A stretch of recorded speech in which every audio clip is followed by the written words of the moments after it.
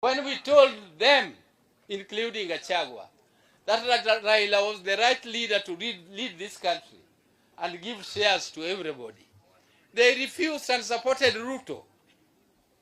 But now, when we are also talking to the same Ruto they went to support, they are telling us, you come and join us, you come and lead us, we are going to give you Kura.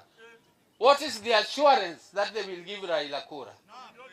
There is no assurance. But if they want to give Raila Kura, let them wait for us to work for our people now, and when 2027 comes, let them come and talk to us and tell us what they have on the table for us. But as for now, we are saying sorry, sorry, sorry. We are continuing. We are in the broad-based government, and we don't regret being there. Let us not regret, and let us not talk too much, because development fears noise. Too much wrangling just causes discourse, and it does not give good guidance for development.